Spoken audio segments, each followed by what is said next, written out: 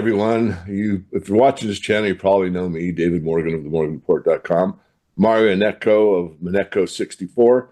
Mario, I got a hold of you fairly recently because you did something called that silver's the Achilles heel of the financial system. And it struck a chord with me because years ago I made a video called that silver is the Achilles heel of the entire financial system. And that was a video that was like in my head for like 6 months. I kept thinking about it and thinking about it and thinking about it. And finally, it all came flooding out and I made this video about it. But I want to circle back to you. What inspired you to, come up with such a bold title and such a good subject? Well, I mean, I have to admit, I've been following you since around 2003 and 4.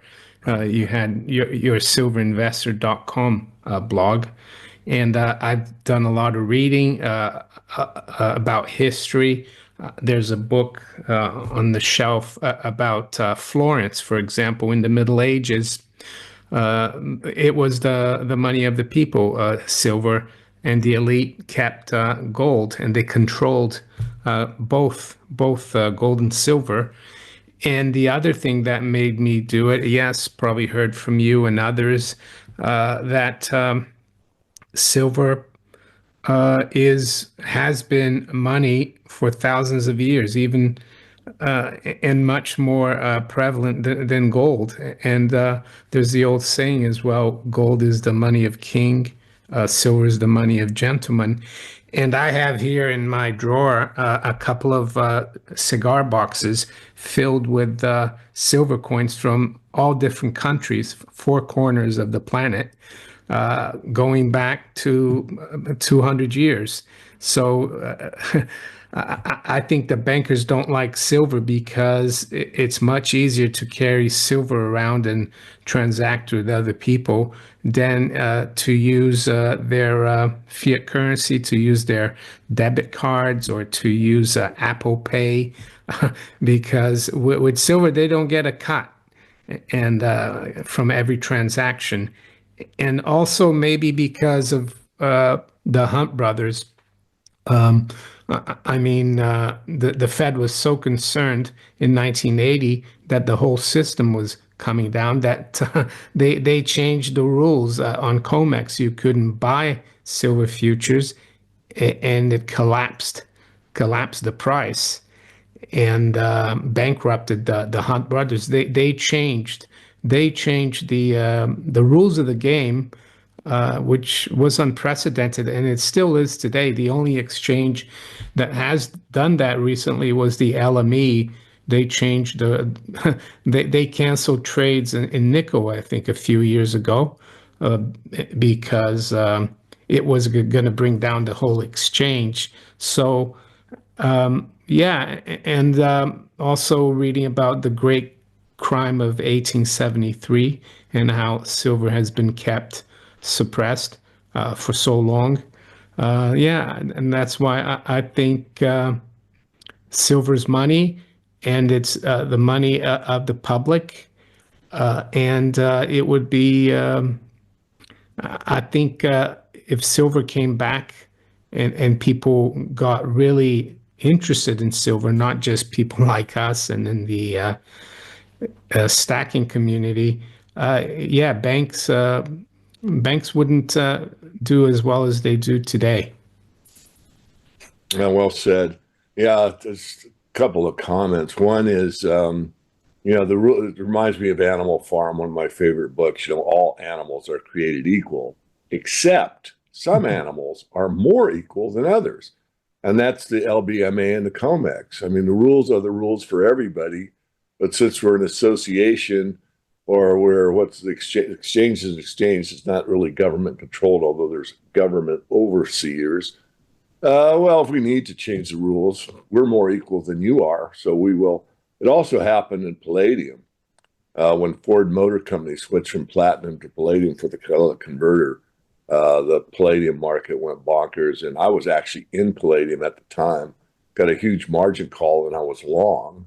I was going to add to my position. No, that was the first time I learned. I was quite much younger. but I learned that you could get a margin call even if it's working in your favor. Uh, Hmm. and that is that the rule? I don't know. Anyway, at the top of the market, believe it or not, to own a paper contract, you had to put up twice the cash price. Can you believe that? It was insane. So they've got everybody out of the futures market, just like they did with the silver market. But I digress. Coming back, I have to give credit where credit's due. Chris Duane, I think, was the first one to come up with the idea that silver is the Achilles heel of the financial system. And I think that got in my head. And like I said, I played around with it, made the video. But moving on, I did a tweet this morning about it. But the reason I think that silver is much more important than gold is that its purpose today is imperative for a high-tech society.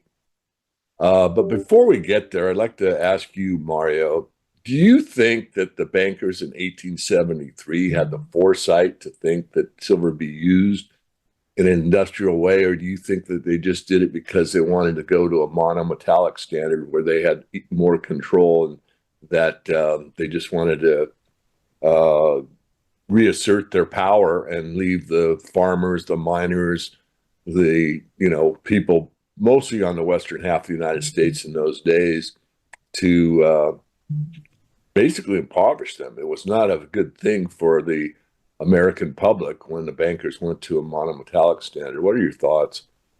It's interesting because I met a guy in Zurich last November at a precious metals conference, and I speak to him almost every day now. He's a retired bond fund manager, and he's into silver and gold. And he told me a story of the early 1870s. If you know your history, you know that the Germans beat the French in the Franco-Prussian War, and I didn't know this, and he told me Germany did really well, and they had loads of silver because they won this war, and they decided to just dump it into the market. And yeah, I never heard that, and maybe that's the reason why they went off silver because the Europeans did. But I've also heard stories that the Rothschilds were pushing for the demonetization of silver in the U.S. And I think it's partly by accident, and also they must have thought, well, if we only have gold as money and used as legal tender, or not legal tender really, because gold and silver don't need legal tender laws because they're money. People will accept them, but they thought it would be easier probably to control countries if you go on a gold standard. With silver, it's harder to control the public. So yeah, I think it was a combination of those two things. And yeah, they didn't care about the miners or the farmers in the West. Just like these days, they don't really care about the flyover country, they call it. Even Besson, he said a few weeks ago or a month ago that now they're looking after Main Street, not Wall Street. But yesterday he had a closed door meeting with J.P. Morgan, and then they backed down on firing Powell, and they're going to cut the tariffs for China. So yeah, they always seem to give in to the money aristocracy, if you want to call it, based out of New York and London, I would say still. I'm a little remiss. I wanted to send you a paper I wanted you to read, but perhaps you have. There is a series of papers by a guy on Gold Eagle named Taglia. I don't know how to pronounce his name. Is Tlaja, something like that. But he has a paper. I've probably read it 6 or 7 times over the last several years. The title of the paper is Gold Standard Equals Fiat in Disguise. And in that paper, he makes a very strong argument that if you tie gold to a even a redeemable paper, and then it becomes unredeemable, but it doesn't have to. That there's nothing to measure it against. There's no counterweight, in other words. And because of that, it eventually gets to, infinity. I mean, and this is what we've watched since 1913. A dollar was worth 100, and now the dollar's lost like 99%.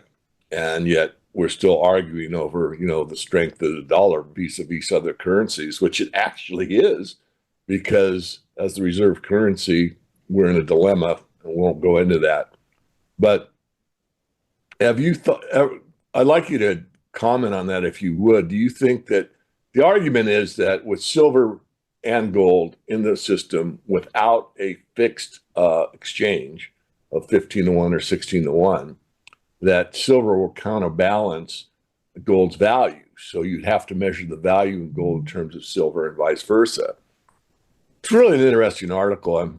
I can find it and send it to you. It's kind of hard to dig out, but I've got a hard copy so I don't lose it. Would you like to comment on that?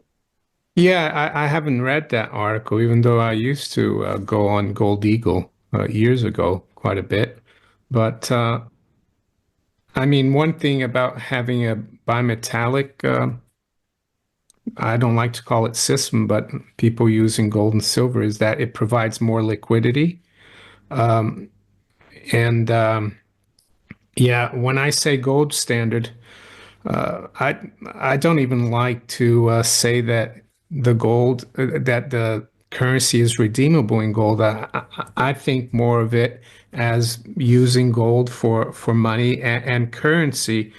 So the redeemable part, that's the bankers talking about that.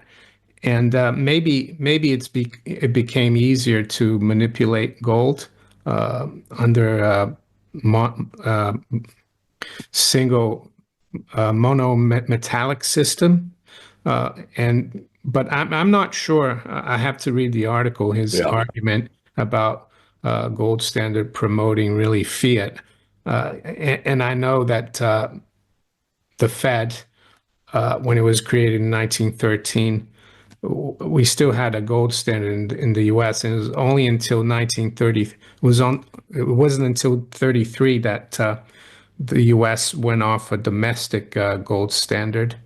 So yeah, I haven't really thought about that, but I would say that having gold as money and yeah, um, would be good. And my argument always is that the way to bring back gold and silver as money is to abolish all legal tender laws, because the only reason a country needs legal tender laws is in case of an emergency, i.e., war. And I think the first U.S. legal tender law was enacted in 1862 during the Civil War.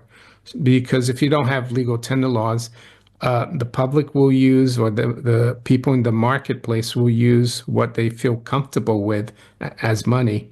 So that's how I see that.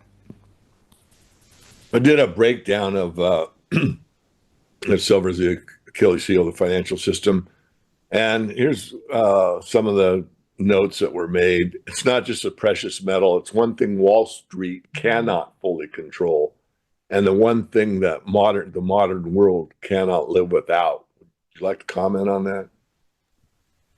Yeah, I guess the industrial part is very important, and also for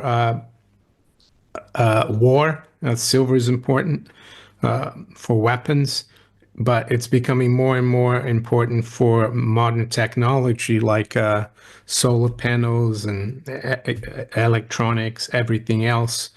As far as Wall Street, yeah, they can't really control it, even though they control the price right now through the futures. And unfortunately, the general public doesn't have much of a clue about what Wall Street does and the bullion banks do, so they get away with it. But my hope is that people wake up and realize that silver is money, and that's why I've been making my videos since late 2015. But it might seem uphill battle, but I think the more people you wake up, the better it is. It's the only way, really. Well, that was kind of one of my main points about the video, and that is that, people actually have the power. And, if you think money is power as I do, the way the system runs right now, then if the people got together and bought up, silver, because Wall Street doesn't teach anyone to buy silver. Gold's really establishment. Central banks buy it all the time. Silver, they don't give a fig about. And so if the people did, and it's essential for modern society, then we would actually put power back in our own hands. But that message doesn't seem to get very far, or seems currently that it isn't. So the next bullet point was gold is monetary, silver is both monetary and industrial. It's an EV, solar panels, semiconductors, 5G, AI, and missile systems. The world could limp along without gold. Without silver, tech collapses. We've already covered that. The next bullet point was we consume silver. It gets used up, but the price is set by paper contracts and derivatives. The illusion, there's plenty. The reality, global stockpiles are vanishing. Mines can't keep up. Could you comment on that, please? Yeah, I mean, I think for the last 5 years, there's been a deficit, silver deficit. The point about recycling is that it's silver is still so cheap in relative terms that sometimes it doesn't even pay to get the scrap silver out of old, let's say, electronics and whatnot. So there isn't even that much scrapping as there should be, and the only way to solve that problem would be higher prices, and that's why I think eventually we will see higher prices. They can't keep something suppressed and how can I say, tinker with the market for so long. Eventually, reality will show its face, and people will demand silver. And you spoke about the public not being interested, but there's a billionaire who I hadn't heard of. He's in like Right. a tech billionaire from Utah who bought almost $1 billion of physical silver a month or two ago. So maybe if we get another two or three or four of those people, that might change things. I'm glad you brought that up. I had not forgotten about it during this discussion, so thank you for that.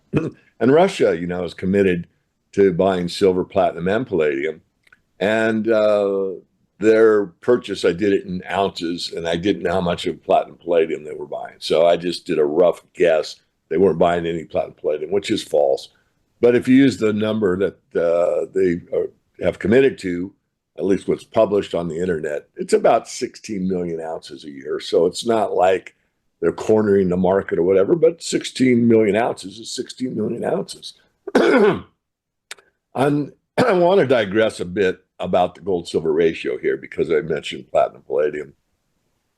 We all know the gold silver ratio on a monetary standard is usually around 15, 16 to 1. We also know that in latter years that the ratio has expanded because most people have been taught that silver is an industrial metal only. I think that's the main message you get from Wall Street or the bankers or anyone.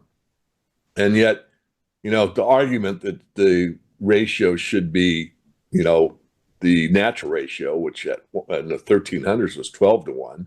Now silver's like peak oil. It's not that we're running out, but the easy to get to deposits, the rich deposits are depleted. Even the Silver Institute is implying that we've hit peak silver, and the grades keep going down. So now the ratio is 7 to 1. So it's cut basically in half of what it was, several centuries ago.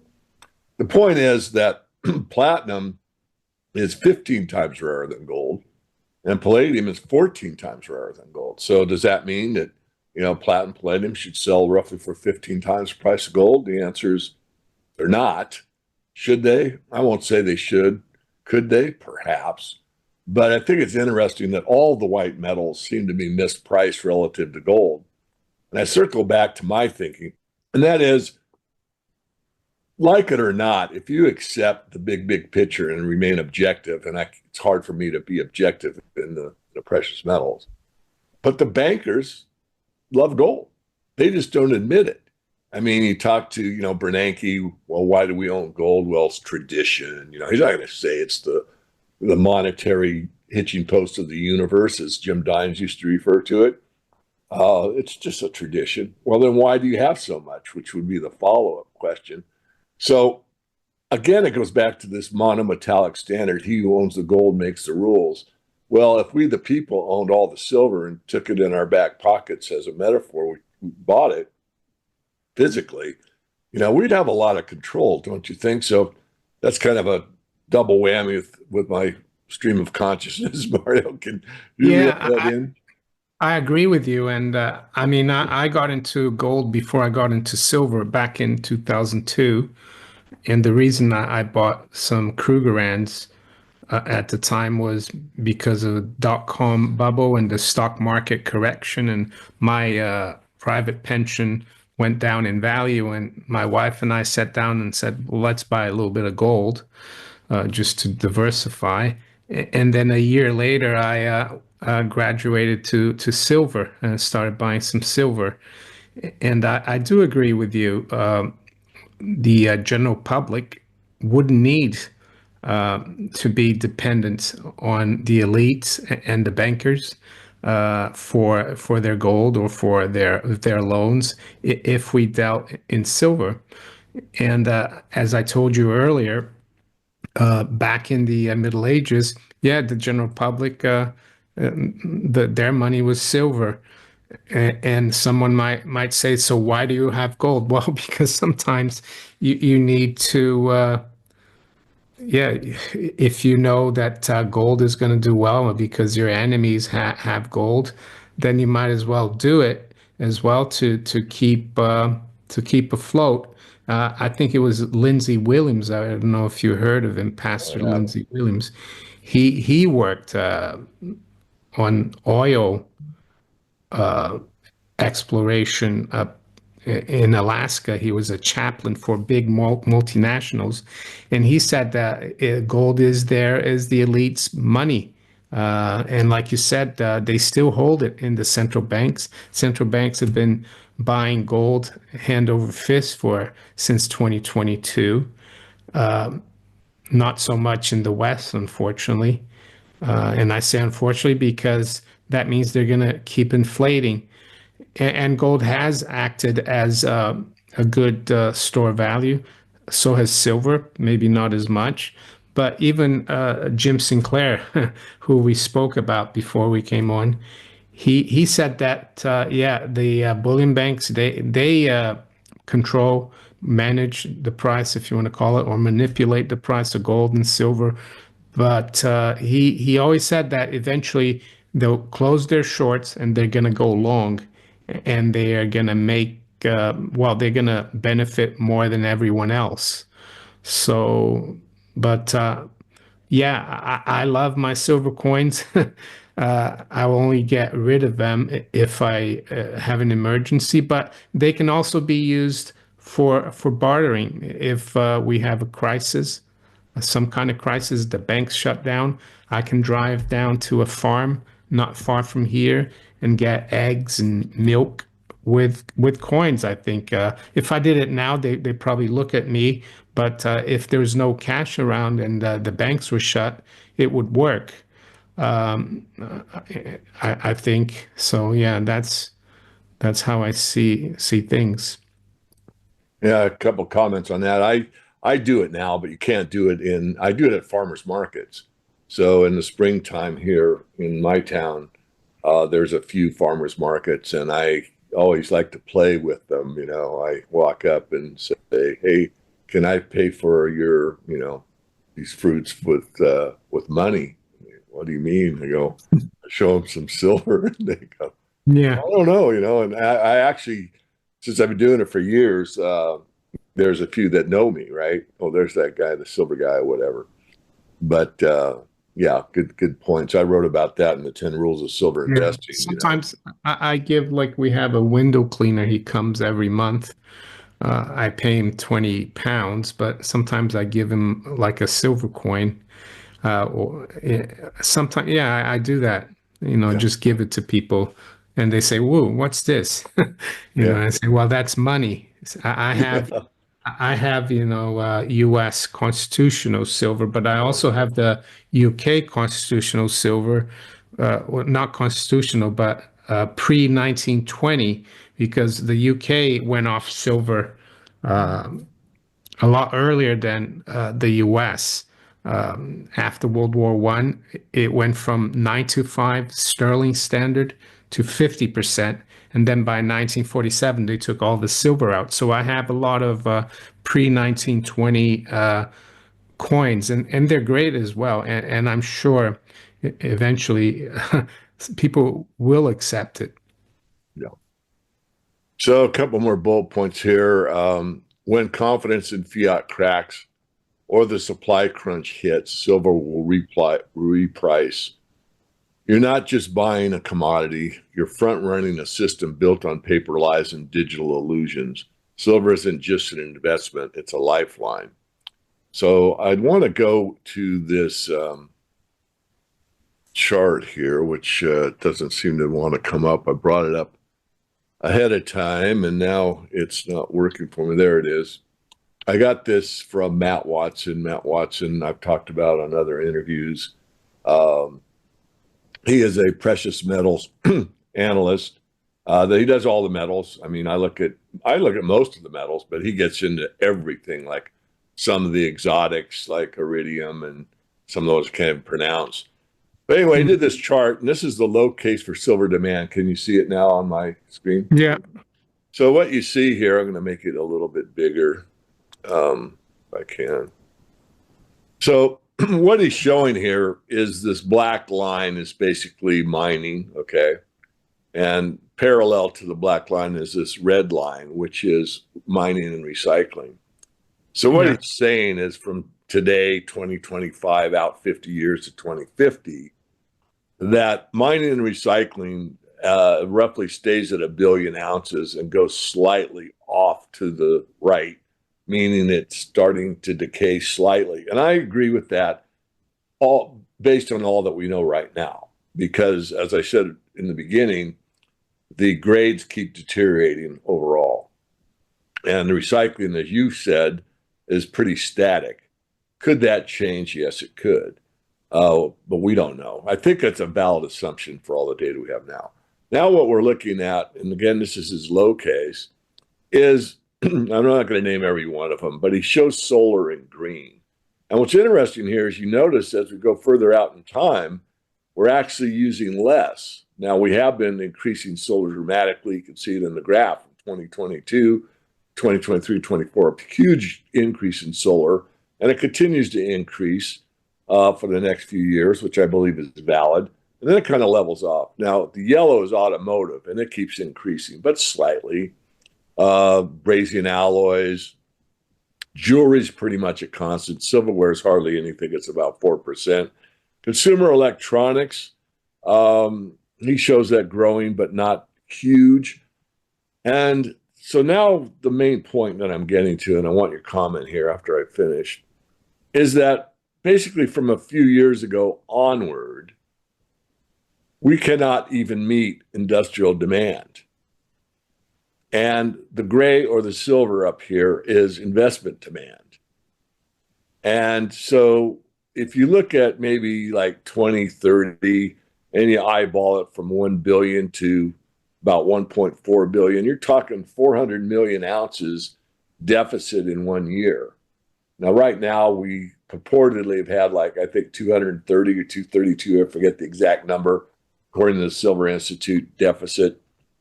But you start getting into 400 million ounces of a deficit in one single year, you got above ground stockpile of silver. Now, when I see silver, I mean commercial bars, what the market trades on. The derivative market trades on commercial bars, not on coins, not on 10-ounce bars or kilo bars. It's probably 2, maybe 3 billion ounces. So if it's two, I mean, it would take 5 years of that to, in theory, be out of silver. I'm not saying we're running out of silver. I'm just giving you the math. But what I find, my last comment, I'm going to hand it over to you, is I disagree with Matt on the investment demand. What he's showing is constant every year, 200 million ounces, which is kind of the average over time. But way back here in 2020, he's incorrect. In 2020, this gray bar should be way up here because it was 520 million ounces of investment demand in 2021, rather, bought in 2020. It was 320 million ounces of silver went into the ETFs that year, and 200 million ounces was bought by retail. So that's 520 million ounces. My point is, coming back to it, that I think as the fiat empire starts to crush more and more, that there'll be huge increases in investment demand. So the average 200 million in any given year will be 300, 400, maybe back to 500 million. And the one thing we haven't seen yet, which is rather perplexing, is all this run to gold that I forecast a few years ago. That's happening as I forecasted. But silver, the run of silver hasn't started. In fact, the institutional side really is just kind of sleeping on this whole thing, which is perplexing. So I spewed out a lot there. I don't know if you've seen this before or not, but it's kind of a strong case for silver. Again, he's using low case. The high case used more investment demand and higher use across the board. But what are your thoughts on this? Yeah, I mean, investment demand is important. Um, and ETFs, though, I would argue if they do affect the supply, physical supply one to one, because we've heard that a lot of ETFs like are they use different silver hoards. It's used for COMEX, SLV. So yeah, that's what I would say about that. But it just looks very smooth to me. And like you said, if there is a problem with, and I think there will be a problem, I think we're right in the beginnings of fiat currency implosion. You could see the investment demand, real physical and not ETFs, go through the roof, and it would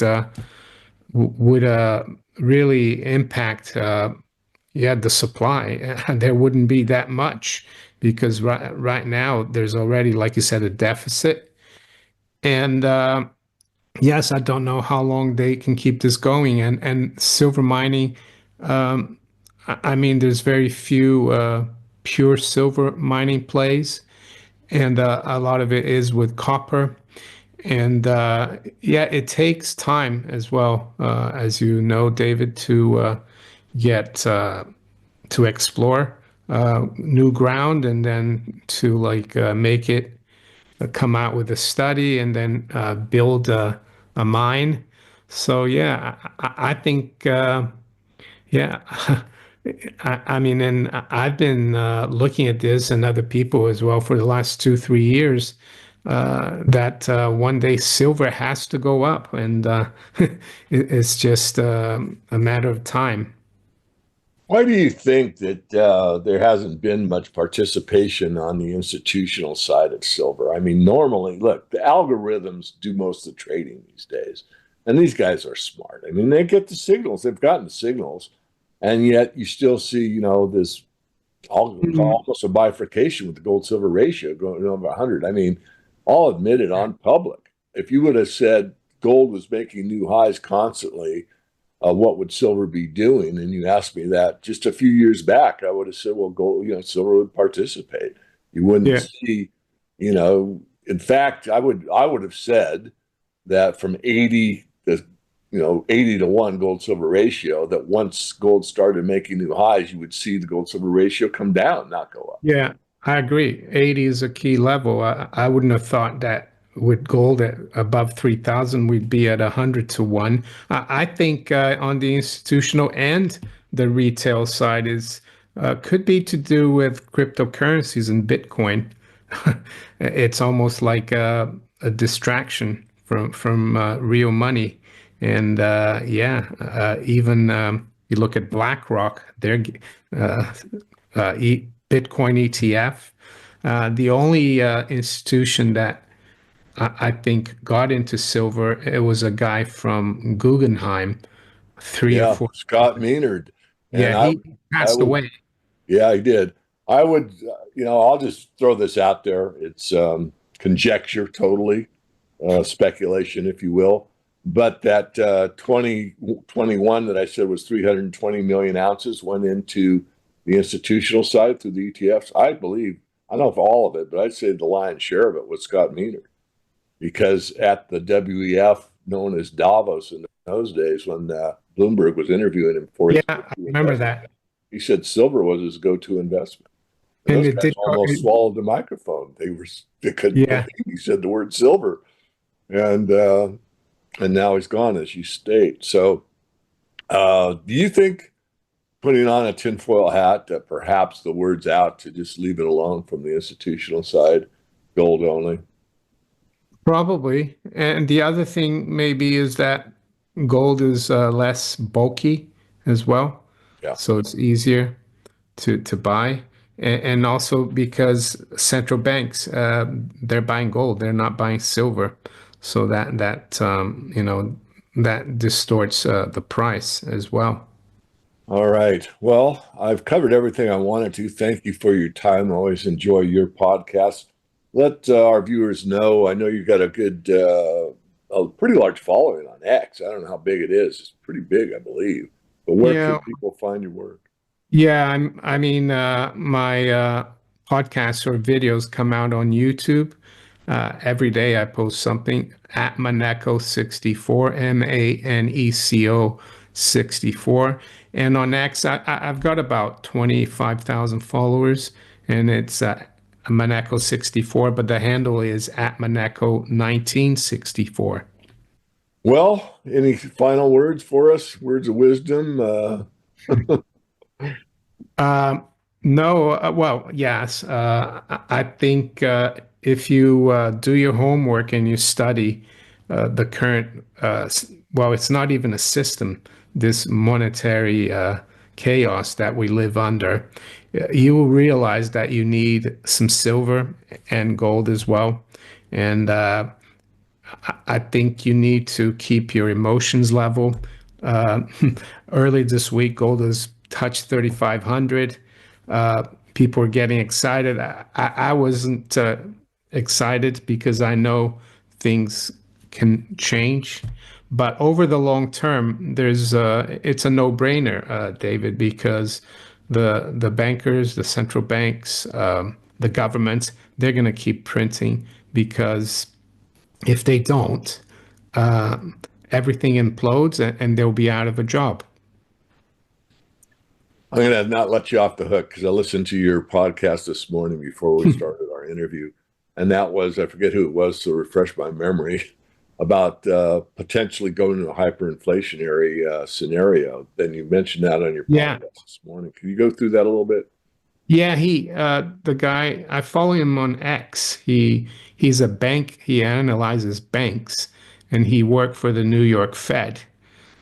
Richard Whalen, Whalen. And he did an interview. It's the first time I see him with Daniela Cambone.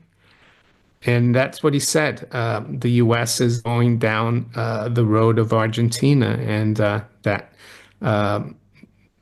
when Uncle Sam needs more money, the Fed will keep printing. And he said that America is always overspent and that it doesn't like taxation. So that's why he sees that.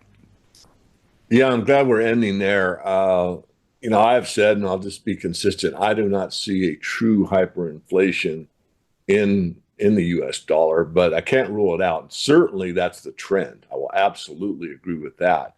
But one of these many books back here was Silver, the Restless Metal by Professor Jastrom, who wrote The Golden Constant and talked about gold's being a constant. I mean, over time, an ounce of gold buys the same amount of men's clothes or oil or weed or whatever. It's stable, really. It's, as Diane said, I'll repeat, the monetary hitching post of the universe. It's a constant, something we can rely on. So after Jansen wrote that book, he wanted to look at silver. Silver has a different story. It does well in some environments. It's not consistent, but the main consistency is that if you go into a hyperinflationary environment, there is nothing, and not even anything close, that does as well as silver does. Because, again, it's the masses. I mean, people are going to do whatever they want to. I think there's not only a survival instinct, but a financial survival instinct. And if you look at your bank account being worth one half of what it was, 6 months ago, because the inflation rate's so high, you're going to figure out something to do with that fiat. And so maybe we should end there. I'll give you the final word, because I'm glad I thought about that this morning. I thought that was very key, that this New York Fed guy that's retired had to, said that to Daniela Cambone, because this is something that's my biggest fear. I mean, hyperinflationary depression is the worst outcome that you can have in a fiat system. Yeah, I actually think we will go into one. So yeah, that's all I will say. Okay. We'll leave it on that happy note then. Yeah. We will visit again sometime. Safe hello to my friends in the UK. Yeah. And I guess, as Arnold said, I'll be back. Okay. Thank you, Mark. You're welcome.